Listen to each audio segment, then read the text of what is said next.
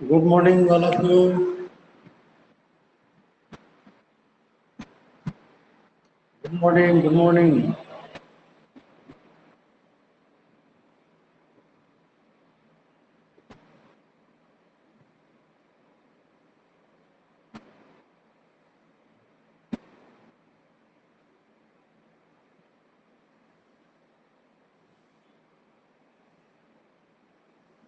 We are going to live class. हम live class के लिए बढ़ रहे हैं बेटे. Hello, good morning, good morning.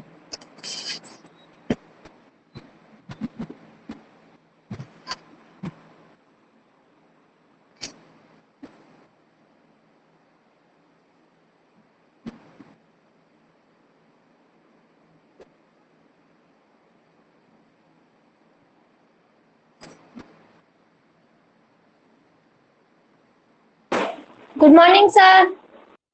Good morning बेटा, गुड मॉर्निंग.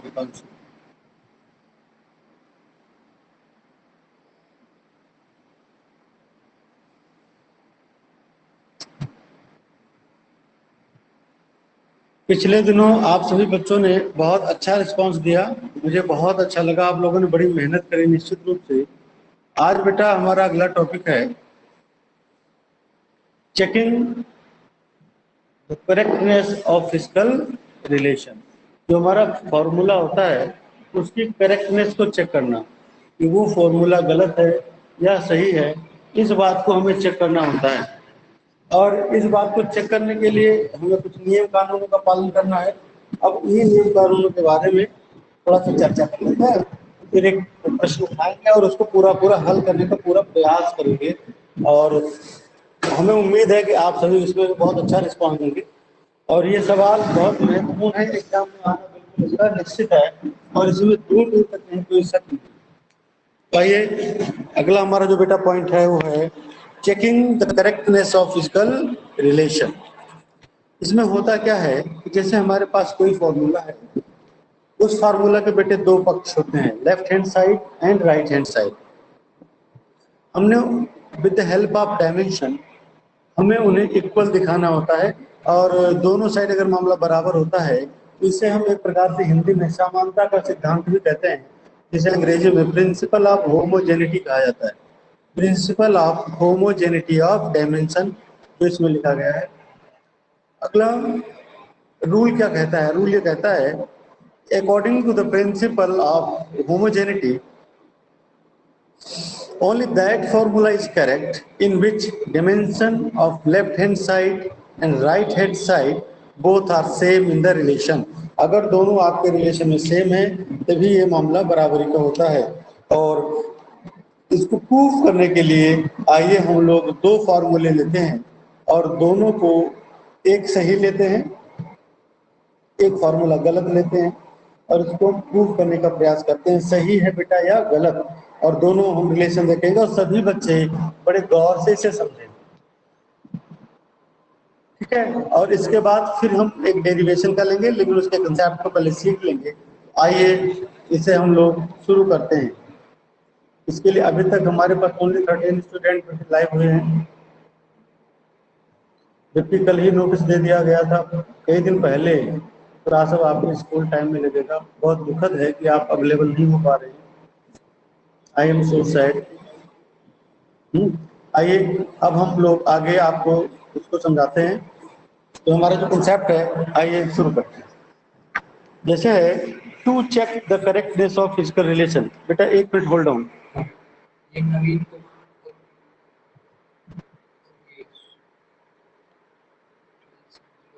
आप 11th के 11 साइंस. इस नवीन कुमार है ना, इसका एडमिशन नंबर और अकाउंट नंबर चाहिए.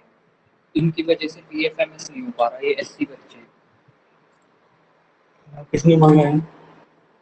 प्रिंसिपल सर ने कहा किससे? इंचार्जों से लेके आओ. और मुकेश सर है ना? हाँ, वो उनको भी नहीं पता ना. इनका एमआईएस पे नहीं है. इनका एमआईएस पे सबका है. जो बच्चे एडमिटेड है ना सबका है. नहीं है जब तुम मंगवा रहे हैं. एमआईएस पे देख लिया ना.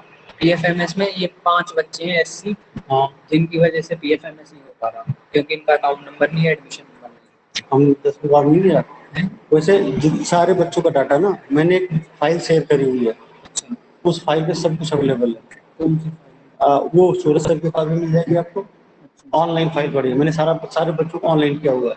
ऑनलाइन डाटा मुकेश सर पे भी है, ऑनलाइन डाटा क्या बोलती है मैडम, प्रभात सुबह मैडम पे, उसमें उनको लिंक दिया, उसको लिंक पे क्लिक करना, सारा डाटा बच्चों का आ जाएगा।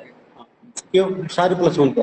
तो आप जो है ना मुकेश जी पे चले जाओ या सूरज सर पे जाओ, कहते सर जो आपको लिंक कौन सा ने भेजा है उसको खोल दो, आप वहां से डाटा एनालाइज कर केवल ये नंबर डालो, सारा डाटा सब कुछ आ जाएगा उसका। 12वीं का कौन है? 12वीं साइंस के हैं मनीष सर। हाँ, मतलब कोई सर पे होगा डाटा?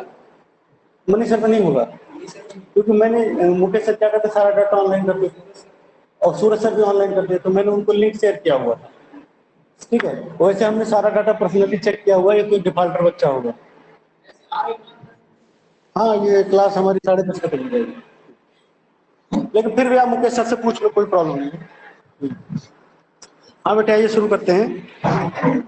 एक हम सूत्र लेते हैं बेटे, we are taking the formula, suppose t equal to 2 pi root of L/G। हमने एक सूत्र ये लिया हुआ है और हमको प्रूव करना है कि ये फॉर्मूला डायमेंशनली करेक्ट है या डायमेंशनली इनकरेक्ट है।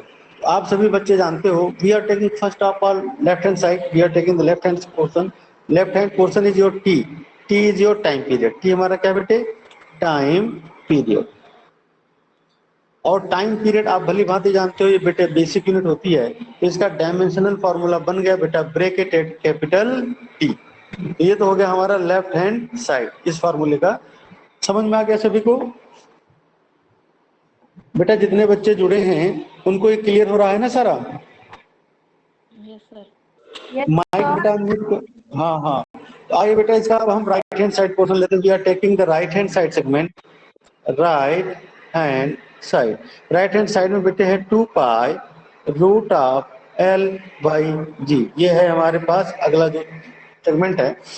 आपको बेटा सबको मैंने बोला था यहाँ पर जो 2 पाई है ये कॉन्स्टेंसी होती है, और कांस्टेंट जो आपके होते हैं वो क्या होते हैं, उनको डायमेंशन नहीं होता, तो बाकियों का हमें डायमेंशन लेना है। We are taking the dimension of L/G। L/G का हमें डायमेंशन लेना है, तो आइए शुरू करते हैं।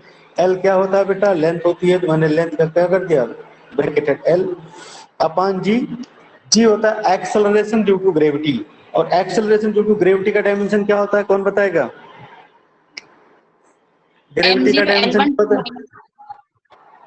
M0 बोलो बेटा। M0 L1 T minus 2. हाँ, तो जीरो वाला मत बोलना, अब थोड़ा हम बड़े हो गए ना, कई दिन हो गया पढ़ते पढ़ते, अब जीरो को लेकर नहीं चलना, केवल जो न्यूमेरिकल वैल्यूज है उन्हीं को लेने चाहिए, जैसे 1 -1 जो भी है, जीरो नहीं लेना है। तो सीधा बेटा हो जाता है आपका L/T - 2। I am right? सही है ना बेटे? ओके, अब देखो यहाँ L से L चल बचा, L कैंसिल आउट, और नीचे आपका बच गया T - 2। अंदर आप देख रहे हैं रूट में आ गया 1/T - 2। अब बेटा मैंने इसको ऊपर ले लिया, ये हो गया बेटा T² रूट, और इसको हमने बाहर ले लिया, तो बेटा क्या बचा, सिर्फ ओनली T। तो ये है आपका, this is your right hand side. अब जरा ये देखिए, ये आपका था राइट हैंड साइड, कितना आया, T। और लेफ्ट हैंड साइड जो आपने इवेल्युएट करा था बेटा, कितना आया, T। इट मीन्स आप लिखेंगे अब इक्वेशन इज डायमेंशनली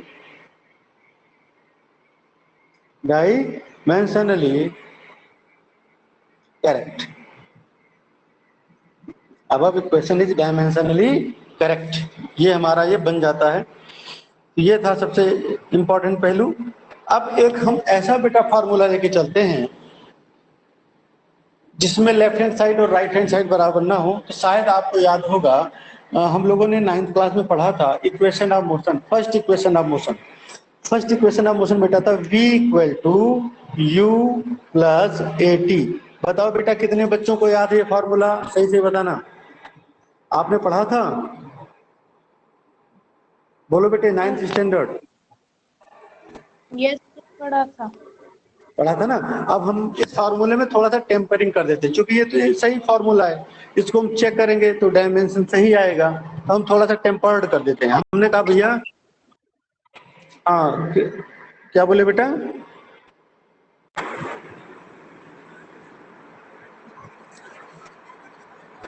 एक मिनट बेटा,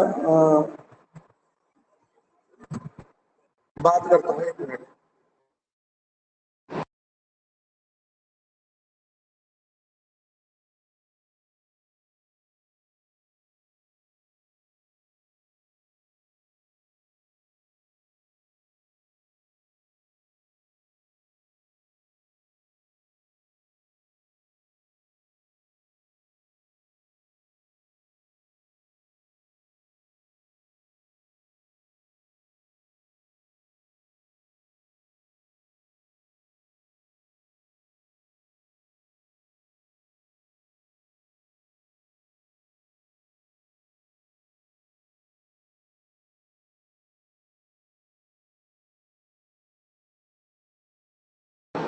हाँ बेटा, v equal to u plus a t, हमने इसको थोड़ा टेम्पर्ड कर दिया, हमने माना इसको स्क्वायर कर दिया।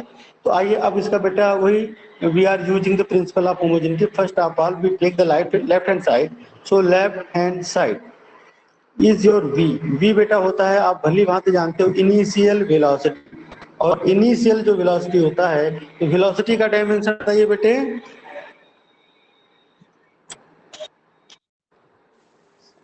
L minus हाँ बोलो बेटा। Sir L minus T। L minus भी नहीं होता बेटे। और दूसरा कोई, मैंने आप सभी को कहा L T minus one, velocity का डायमेंशन होता है एल टी माइनस वन। सभी बच्चे बेटा याद कर लो, और आप लापरवाही न करें, मैं फिर बता रहा हूँ, लापरवाही अगर हो गई तो 12th क्लास भी तुम्हारी बर्बाद जाएगी। ये इसका 12th में बहुत हाई फाई रिलेशन है, एक प्रश्न आता ही आता है। देखिए बेटा, हमने ले लिया, हमारा लेफ्ट हैंड साइड आ गया एल टी माइनस वन। अब हम अपना उठाते हैं right hand side, we are taking the right hand side. Right hand side है v equal to u plus a t square हमने लिया हुआ है, जरा देखिए आप, v u plus a t square, वही चीज बेटा हमने ले लिया u plus a t square. अब ये क्या बनेगा, u क्या है, u is your initial velocity, और इनिशियल वेलोसिटी यानी कि वेलोसिटी है, उसका भी बेटा फार्मूला वही बनेगा L T minus one, plus A क्या है, एक्सेलरेशन। कौन बताएगा एक्सेलरेशन का डायमेंशनल फार्मूला क्या होता है? सबसे पहले कौन बताएगा, जल्दी बताओ बेटे, इतना time. L T minus two.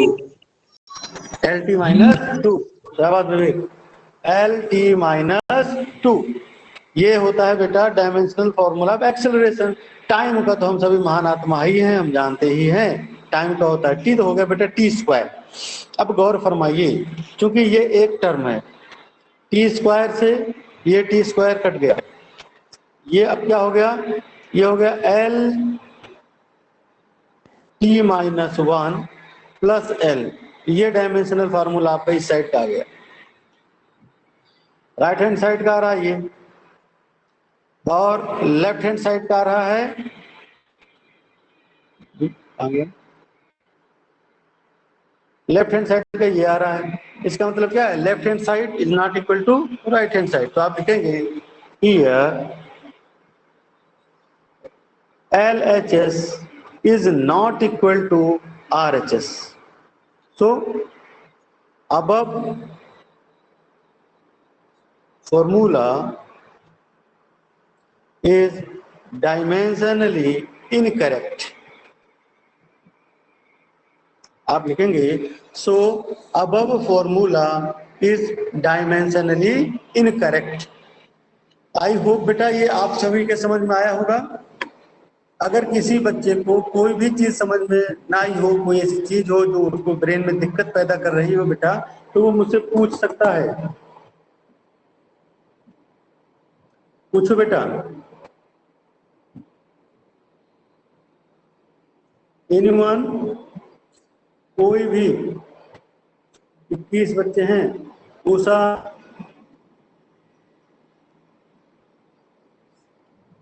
Usha, sir कुछ पूछना है बेटा? सर एक बार शुरू समझाना। हम्म, सर शुरू समझाना एक बार। शाबाश। अब पूछ रही है जब स्क्रीन हटा दिया मैंने।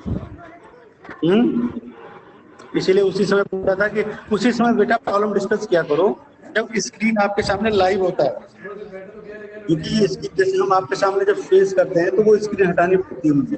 अब वो सारी स्क्रीन हट चुकी है। तो चलिए मैं एक दूसरा फॉर्मूला लेकर आपके सामने पुनः समझा देता हूँ, क्योंकि वो स्क्रीन तो हट चुकी है। एक फार्मूला कोई और ले लेते हैं। तो चलिए आप बताइए कौन सा फार्मूला आपके सामने प्रूव किया जाए कि वो डायमेंशनली करेक्ट है या इनकरेक्ट है। कोई भी फार्मूला बताओ बेटा जो तुम्हें आता हो, वही हम प्रूव करते हैं। बताइए कोई भी एक सूत्र जो तुम्हें याद हो और उसी को हम प्रूव करके दिखाएंगे कि वो फॉर्मूला सही है या गलत। पूछिए, एनीवन ऑफ द क्लास, इस क्लास का कोई भी बच्चा बेटा फ्रीक्वेंटली पूछिए बिना किसी हिचक के। कोई भी सूत्र आपको जो आता हो तो सिर्फ हाँ जी इसको देखिए ये सही है या गलत, तो हम उसको चेक कर लेते हैं। हाँ बेटे,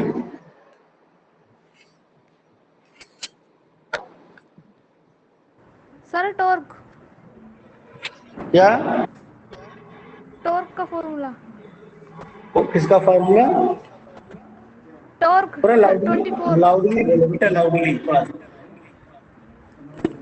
सर टॉर्क, टॉर्क, टॉर्क क्या होता है? टॉर्क क्या होता है बताइए? क्या सर? टॉर्क होता क्या है, उसका रिलेशन बताओ।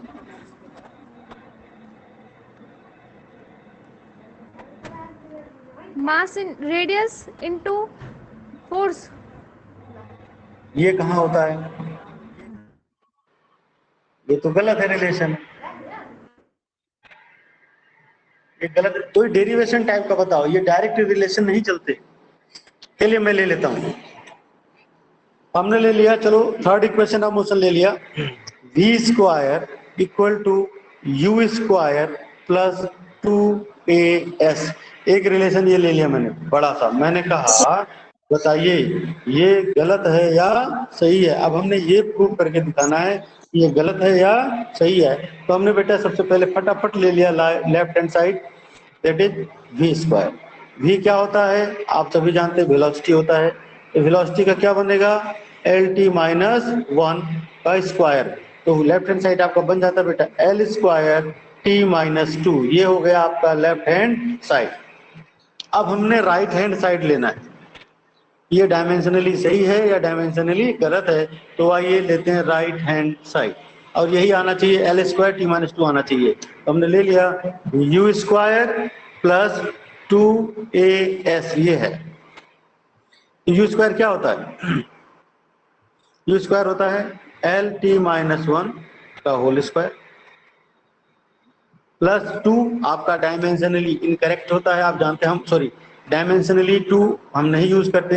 ए होता है एक्सेलरेशन, एक्सेलरेशन को होता है एल टी माइनस 2। अभी मैं पूछूंगा तो आप भी नहीं बता पाएंगे, इसलिए मैं स्वयं ही लिख देता हूँ। एस का क्या होता है, एस डिस्टेंस है, एस का होता है एल। बेटा यहाँ क्या बन गया, ये बन गया एल टी माइनस 1 का स्क्वायर, मतलब L square T minus 2 plus यहाँ पर भी क्या आ गया एल स्क्वायर टी माइनस 2। अब देखिए एल स्क्वायर टी माइनस 2 एक यहाँ है एक यहाँ है, तो फाइनली आपका क्या बन गया L square T minus 2 into 2, चूंकि 2 हैं। और चूंकि आप फिर जानते हैं कि डायमेंशन में जो हमारे नंबर्स होते हैं उनका वो हमारे लिए डायमेंशन लेस ही माने जाते हैं। तो आपके सामने फाइनली आ जाता है एल स्क्वायर टी माइनस 2, ये आ गया। यही है हमारा राइट हैंड साइड। तो आपने क्या देखा, आप जरा देखिए राइट हैंड साइड क्या आया एल स्क्वायर टी माइनस 2, और यहाँ पर क्या आया है left hand side L square T minus 2। It means since LHS equal to RHS according to principle of homogeneity, so above formula is dimensionally correct। इससे सिद्ध हो जाता है कि ऊपर दिया गया जो सूत्र है वो डायमेंशनली एकदम सही है, उसमें कोई डाउट नहीं है। अब भी अगर किसी बच्चे को समझ में ना आया हो तो वो फिर पूछ सकता है, क्योंकि अगर स्क्रीन मिटा दूंगा बेटा तो फिर मिट जाता है सारा ना। बताइए, अभी आपके सामने सब कुछ है, किसी को कुछ पूछना है तो पूछिए।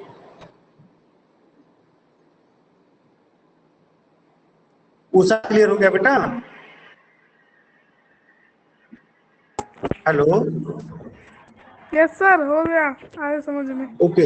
और बेटा कोई भी बच्चा क्लास को कोई दिक्कत है तो फ्रीक्वेंटली पूछे, क्योंकि ये इंपॉर्टेंट है। तीनों जो एप्लीकेशन हैं हमारे, एक एप्लीकेशन आना ही आना है एग्जाम में, इसलिए लापरवाही मत करना, फिर बता रहा हूँ। आइए अब आगे चलते हैं, और आपके सामने मैं बुक लाइव कर रहा हूँ पुनः। 19 बुक में आइए। बुक में जो बुक थी उसमें अब हमारा लास्ट एप्लीकेशन बेटा बचा हुआ है, और लास्ट एप्लीकेशन आपको पता है क्या है? कन्वर्जन हो गया, डेरिवेशन है। Derivation of one system of unit into another. हमको एक यूनिट को दूसरे यूनिट में क्या करना है? कन्वर्ट करना है, कन्वर्जन देना है। सॉरी, डेरिवेशन का है थर्ड हमारा, ये रहा हमारा third point, derivation of formula. Using principle of homogeneity, we can derive the formula of physical quantity. हम सभी बच्चे प्रिंसिपल ऑफ होमोजेनिटी का इस्तेमाल करके हम लोग एक डेरिवेशन को डिराइव कर सकते हैं। और बेटा मैं वही डेरिवेशन ले रहा हूँ जो मैंने बुक में दिया हुआ है, और आइए उसको ढंग से समझने का प्रयास करते हैं। देखिए सवाल क्या कहता है बेटा, सवाल कहता है कि derive an expression for time period T of simple pendulum which may depend upon mass of bob, length of pendulum and acceleration due to gravity। इसमें ये कहा गया बेटा कि माना कि हमारे पास एक सिंपल पेंडुलम है। सिंपल पेंडुलम के बारे में आपको क्लास 6 में पढ़ाया गया है कि इस प्रकार का बॉब होता है जिसका मास m होता है। इसको अगर हम डिस्प्लेस कर दें तो ये अपनी मीन पोजीशन के थ्रू एंड फ्रो क्या करता है? मूव करता है। इस केस में कहा गया कि हमने माना कि इसका टाइम पीरियड कितना है? इसका टाइम पीरियड t है। ये किन बातों पे डिपेंड कर रहा है? ये बॉब के मास पे डिपेंड कर रहा है, ये पेंडुलम की जो लंबाई है l, पेंडुलम की लंबाई पर डिपेंड कर रहा है, और जो एक्सेलरेशन ड्यू टू ग्रेविटी लगता है नीचे की ओर g, वो g पर डिपेंड कर रहा है। ये इन बातों पर डिपेंड कर रहा है। तो बेटा डिराइव करो, एक सूत्र बनाइए, एक व्यंजक प्राप्त करिए। तो आइए हम एक सूत्र बनाने का प्रयास करते हैं। अकॉर्डिंग टू द रूल हमने माना लेट, मान लीजिए लेट क्या, T is directly proportional to ये mass length gravity, mass length gravity. अब चूंकि डायमेंशन है बेटे, हम सभी जानते हैं, तो डायमेंशन में पावर का इस्तेमाल होता है। हमने इसकी पावर को मान लिया से A से B से C। फिर इसका फाइनल फॉर्मूला तैयार कर लो। T इज इक्वल टू से एनी कांस्टेंट, से कांस्टेंट इज K, M में LV GC, इक्वेशन नंबर 1। ये बेटा हमारा इक्वेशन है 1 जो आपके सामने इस समय तैयार होकर आ गया, बिल्कुल कोई दिक्कत इसमें नहीं है। अब आप सभी जानते हो हमें क्या करना है, सिंपल सा काम करना है, प्रिंसिपल ऑफ होमोजेनिटी का इस्तेमाल करना है और अपने उसको सीधा करना है। और प्रिंसिपल ऑफ होमोजेनिटी का इस्तेमाल करते हुए हमें ए और बी और सी के मान को इवेल्युएट करना है और कुछ नहीं करना है। तो आइए प्रिंसिपल ऑफ होमोजेनिटी का इस्तेमाल करते हुए हम इसे करते हैं। ये क्वेश्चन नंबर 1 है। आइए प्रिंसिपल ऑफ होमोजेनिटी हम यूज करते हैं बेटे। हमारे पास था टी, टी क्या है? टाइम, टाइम हो गया हमारा टी। ये था इक्वल टू के, डायमेंशन लेस होता है, ये क्या होता है? डायमेंशन लेस होता है।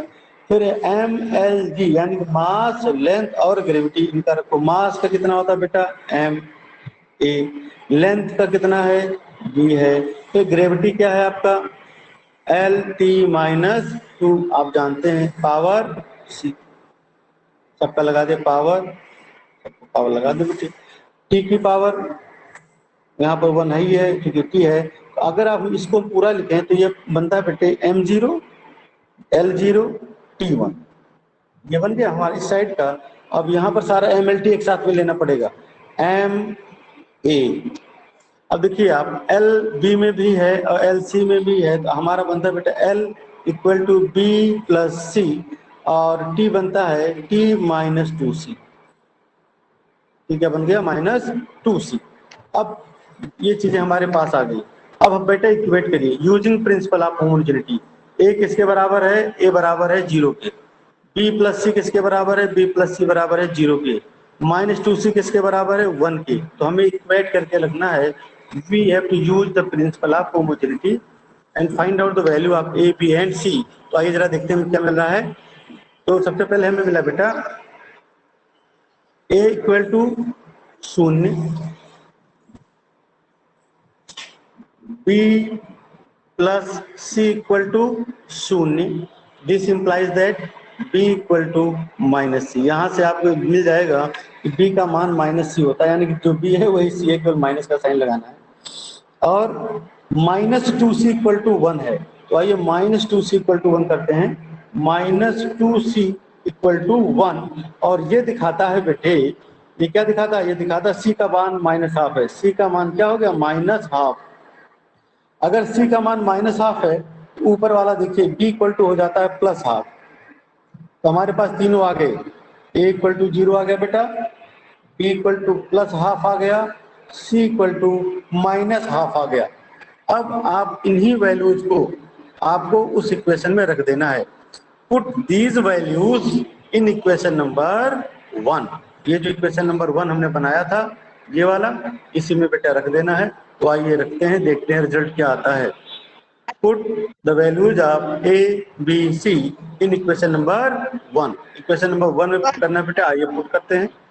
बोलो बेटा, कौन बोल रहा है?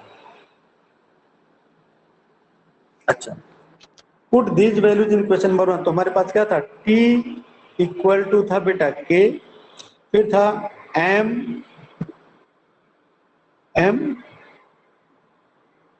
और क्या क्या था M की भाई? वैल्यू A, MLG था, MLG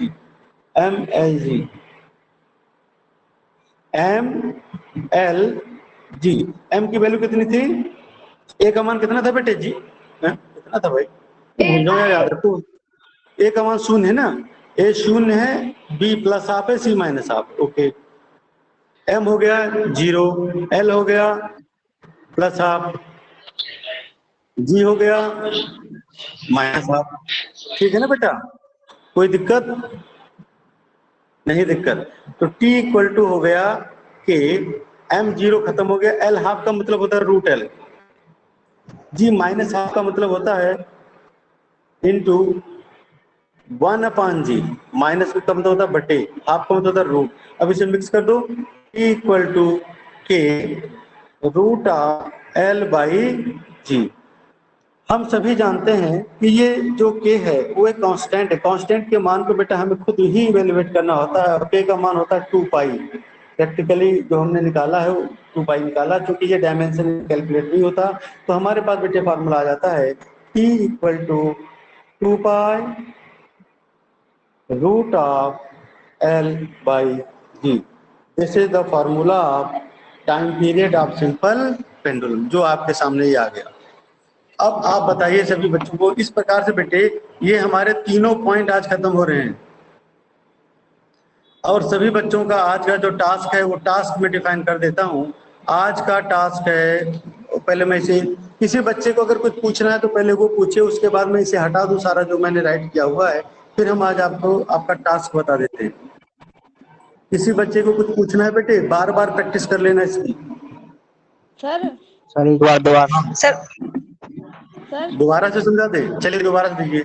ये है हमारे पास एक स्टेटमेंट, उसमें कहा गया एक सिंपल पेंडुलम है, उसका जो टाइम पीरियड है वो उस बॉब के पेंडुलम के मास m पर, उस बॉब की लंबाई पर, उस बॉब पर लगने वाले एक्सेलरेशन ड्यू टू ग्रेविटी पर डिपेंड करता है। तो मैंने माना T is directly proportional to m raise a, m is the mass of ball, l raise b, l is the length of pendulum, g raise c, acceleration due to gravity. फिर बेटे मैंने निकाला t equal to k m raise से l raise b g raise c, that is our equation number 1. ये हमने 1 बना दिया.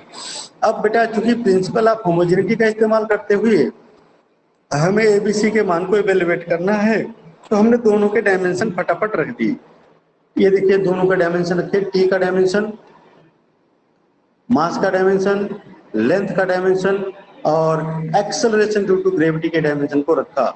उनकी पावर लगा दिया ए बी सी, और उसके बाद हमने पावर से लगाने के बाद हमने A B plus C L की वैल्यू -2c सी की वैल्यू को इवेल्युएट किया. इवेल्युएट करने पर हमें मिला ए का मान 0 मिला, सी का मान -12 मिला और बी का मान +12 मिला. और ये जो वैल्यूज हमारे पास आई, इन वैल्यूज को हमने सिर्फ इक्वेशन नंबर 1 में रख दिया और सॉल्व किया, और हमारे पास एक रिलेशन आ गया T equal to 2 pi root of L by G. ये हमारे पास रिलेशन आ गया. अब आज का काम समझने का पूरा प्रयास करते हैं और देखते हैं कि काम हमारा आज का क्या रहेगा.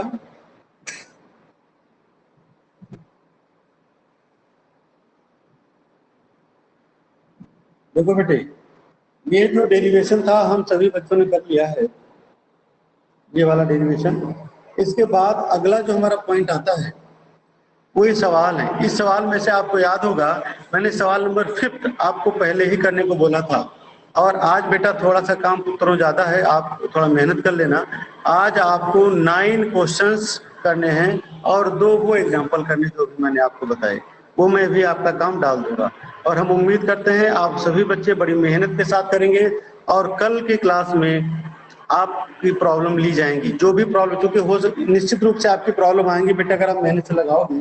बहुत सारी ऐसी चीजें हैं जो आपके समझ में नहीं आएंगी और फिर मैं उसे आपको बेटा क्लास में डिस्कस करूंगा. ठीक है ना? ठीक है ना बेटे? सभी बच्चे मेहनत करेंगे, वो सारी चीजें आपकी कल के क्लास में डिस्कस करी जाएंगी. ओके, मैं आपकी रिकॉर्डिंग ऑफ कर रहा हूँ. Bye bye every